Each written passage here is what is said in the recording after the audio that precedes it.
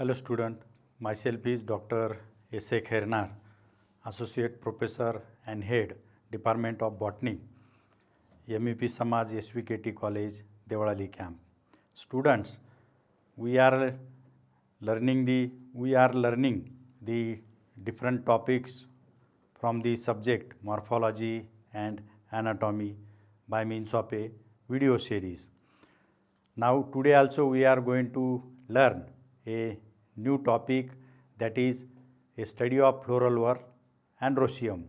Before that, what we learned in the earlier video, that will just revise or that will just recap for you. During previous video, we were studied the second whorl of a flower, and that is a corolla.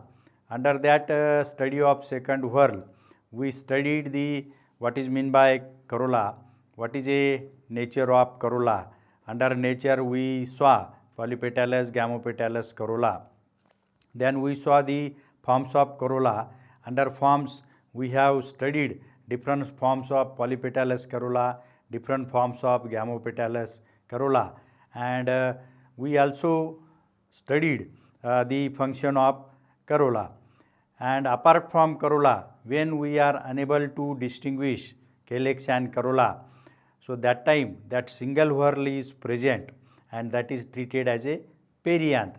So that whorl perianth also we were studied in the previous video.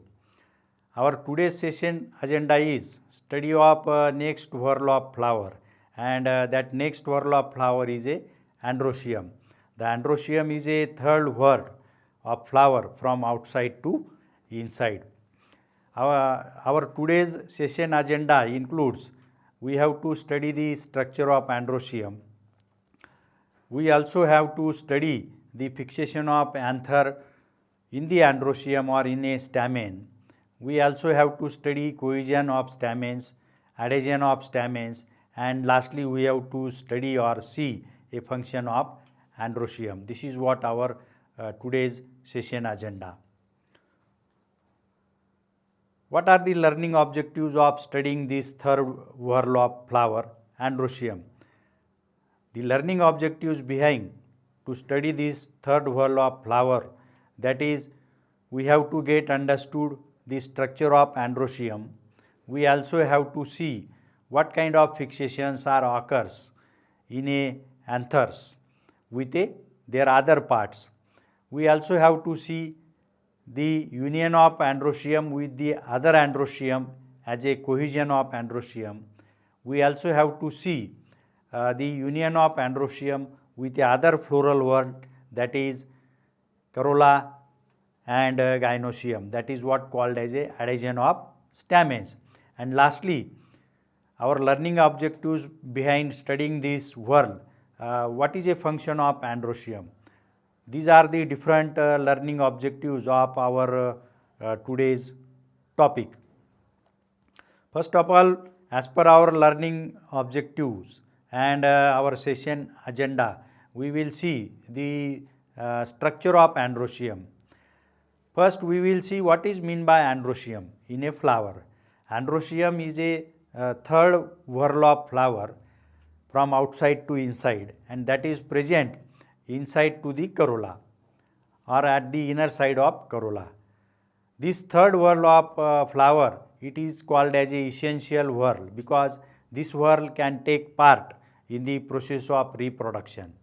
Without Androecium, the reproduction is not possible, sexual reproduction is not possible, and that's why this whorl is considered as a essential floral whorl. This Androecium is made up of by one stamen or many stamen.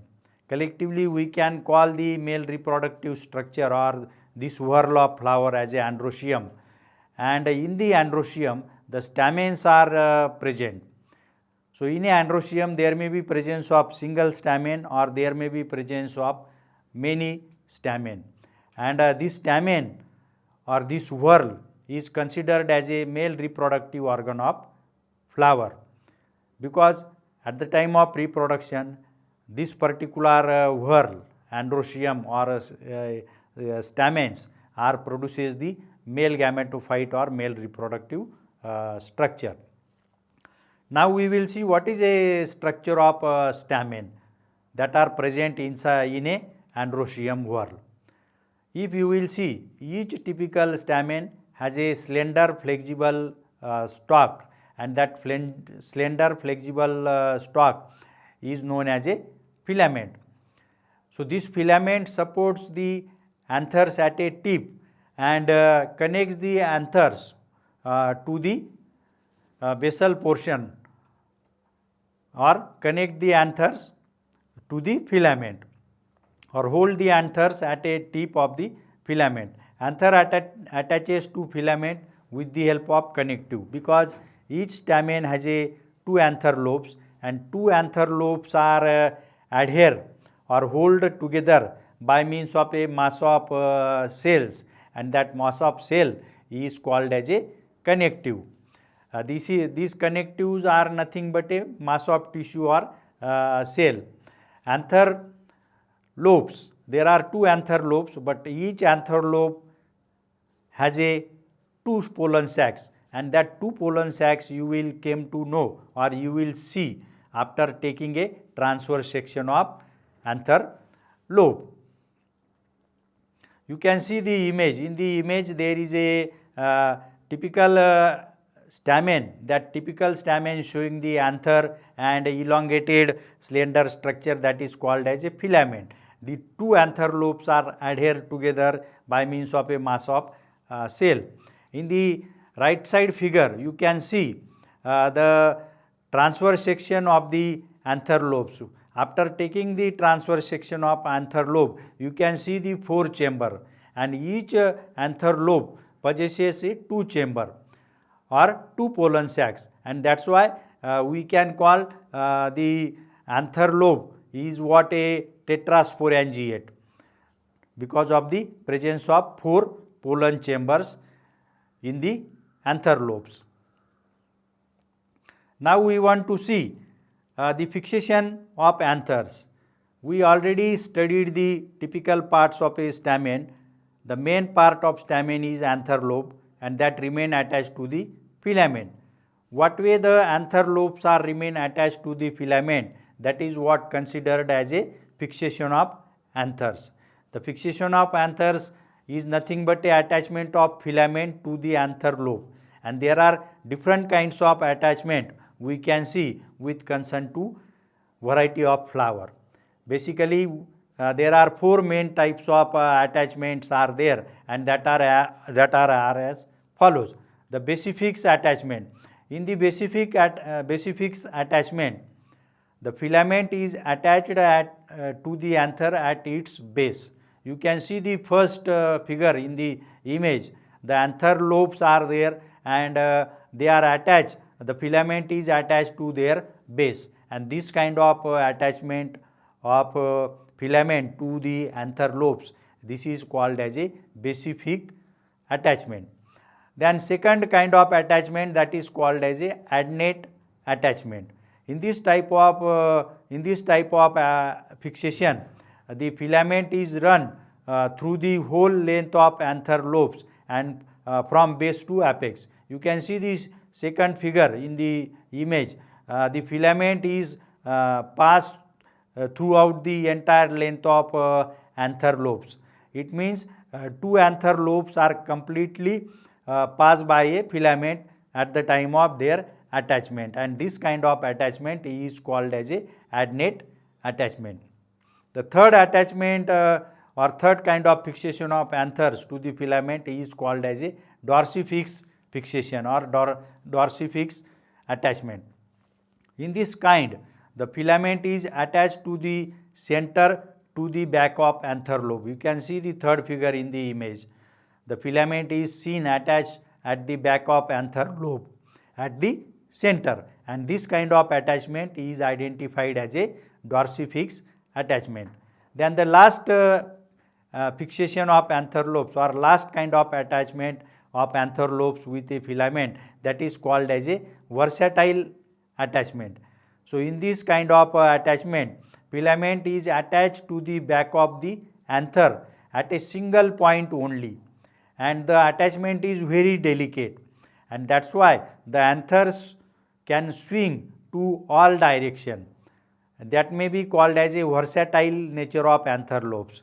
When wind is blow, that time anther lobes can swings to all direction, and this kind of fixation of filament to the anther lobe is called as a versatile kind of fixation or attachment. So there is a delicate connection in between anther lobes and filament. So these are the different kinds of fixation of filament to the anther lobe. Now we want to see the next characteristic feature about this whorl stamen. When stamen shows the union or fusion among the same whorl or with the other stamen, and such kind of fusion is called as a cohesion in the stamen. Means in the cohesion the stamens, one stamen can shows fusing or fusion with the another stamen in their different parts, and this can be identified as a cohesion of the stamen. There are 4 kinds of cohesion of the stamens we can observe in the different kinds of flower. The first, that is called as a monoadelphous stamens. You can see the right hand side figure in the image, that what showing the monoadelphous kind of cohesion or monoadelphous nature of stamens. What is mean by monoadelphous nature? When all filaments are united in a single bundle, but their anthers are remain free. Small part of filament along with the anther is remain free, and that is why we can see the anthers are remain free, but the lower portion of filaments are united and forms a cylindrical tube like structure. So all the filaments are unite in a one bundle, and this kind of cohesion can be identified or called as a monoadelphous kind of cohesion or monoadelphous kinds of stamens. This is a very common type in the flower of hibiscus. We can very easily observe the monoadelphous condition of stamens in a flower of hibiscus. The second kind of cohesion, that is called as a diadelphous stamens. So here total there are 10 stamen. So filament of 9 stamen unite gatherly and they form a one bundle, and here also the most of the lower portion of filament unite and form a single structure, and some upper part of filament along with the anther lobes is remain free. So this is what a one bundle of 9 stamen, and the another stamen is remain free entirely. So in the diadelphous kind of cohesion we can see the 2 bundles formation of the stamens, that is 9 stamens form a one bundle and a single stamen remain separate. So this kind of cohesion of a stamen is called as a diadelphous condition of the stamens, and this condition we can very commonly observe in a flower of family Papilionaceae. So you can see the left side figure in a image that showing the diadelphous condition of a stamen. Sometimes there may be formation of more bundles when stamens are many.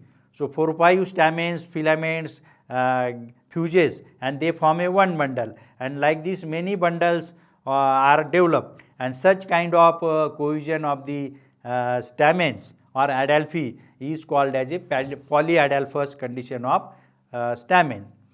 The next kind of cohesion, that is called as a syngenesis stamen. Here the anther lobes of a stamens are united, all stamens anther lobes are united, and the lower part of filament or the filaments are entirely free, they do not have union. So and this kind of condition is called as a syngenesis nature of anther lobes or syngenesis kind of cohesion in the stamens. You can see in a lower base image, right hand side figure, there is what syngenesis condition of stamen is reflected, and this kind of syngenesis nature of stamens are seen in the disc florate of family Asteraceae. The common example is a sunflower. You can see the disc florate of sunflower. There you will see the syngenesis nature of stamens. The anther lobes are united and the filaments are free from one another, and this condition or this kind of fusion is called as a syngeny. Then the next kind of cohesion, that is called as a synandrous condition or synandrous kind of cohesion. Here what happens? The filament as well as anther lobes of all stamens are completely fused throughout the length, means single structure of all stamens with their filaments, their anther lobes is developed, and such kind of cohesion or such kind of fusion is identified or called as a synandrous kind of nature of a stamens. You can see in the last image, left hand side figure, that reflecting the synandrous condition of the stamens. This kind of synandrous condition of stamen occurs in a flower of cucurbits. So these are what about the cohesion of stamens, that is a union of stamens with the other stamens and their parts. The next phenomenon, that is called as a adhesion in the stamens. Adhesion means the union or fusion of stamens with the other floral whorl, especially the other floral whorl, that may be a petal or tepal, with whom the stamen shows the union. And there are also 4-5 kinds of adhesion we can observe in a flowers of different plants. The first adhesion, that is called as a epipetalous kind of adhesion. So epipetalous, such stamens may also called as a epipetalous stamens. Here what happens? Stamens remain attached to the petals. The filament of each stamen is remain attached to the petal, and such kind of adhesion can be identified as a epipetalous kind of stamen. Then the second nature of adhesion, that is called as a epiphylous stamen. When there is a absence of corolla and presence of perianth, and when the stamen shows the attachment with their filament with a tepal, and this kind of adhesion of the stamen with the tepal can be called as a or can be identified as a epiphylous nature of stamen. For example, we can see this kind of epiphylous nature of stamen in the many plants of monocotyledon flowers.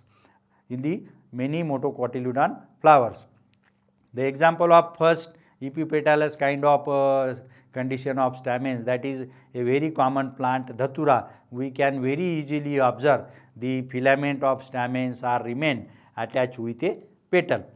The third kind of adhesion, that is called as a gynandrous stamen. Here what happens? The stamens are attached with a gynoecium throughout the length, means the entire gynoecium as well as entire stamens remain fused, and the single structure is developed, and that entire structure can be called as that entire fused structure can be called as a gynandrous type of adhesion or gynandrous nature of stamens. The very common example we will see the gynandrous kind of nature of stamens in a flower of Calotropis. You can see in the image that is what the gynandrous condition of stamens is reflecting. The example of this kind of adhesion, that is what flowers of family Asclepidaceae and the genera Calotropis. So this is what about the adhesion of stamens in a flower, when stamen shows union with a other floral part, especially maybe a petals or maybe with a tepals or maybe with a gynoecium. In the towards the end of this video, we have to see the function of this Floral Whorl Androecium. At the beginning, I have already mentioned you that Androecium is a male reproductive structure of a flower, and it is a essential kind of floral whorl. It is at a third place from outside to inside. The main function of Androecium or the stamen present in Androecium is what? Produce a male gametes for fertilization. So, Androecium or stamens produces the male gametes or pollen grain for the process of sexual reproduction, and that is what? Fertilization. So, without presence of Androecium, the sexual reproduction will not be get completed, and that is why it is treated as a essential whorl of flower, and the production of male gamete is what a main function of this particular floral whorl.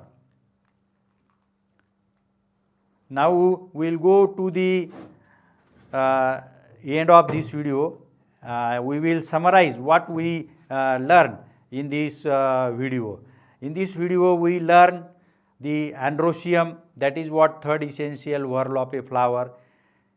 Androecium contains a stamen. Each stamen has a filament, anther and connective. When fusion takes place among these stamens, then it is called as a cohesion. When fusion takes place with the other floral parts in a flower with a stamen, that is called as a adhesion. This is what a summarized points of our this today's topic, study of Androecium. What will be the expected assignment on this particular topic? The expected assignment may be describe the fixation of anthers. What way? The attachment of anther lobes with a filament, that is what called as a fixation of anthers. So, there are 4 types that you have to mention here. Then second kind of question may be asked, that is what? Describe cohesion and adhesion of stamen.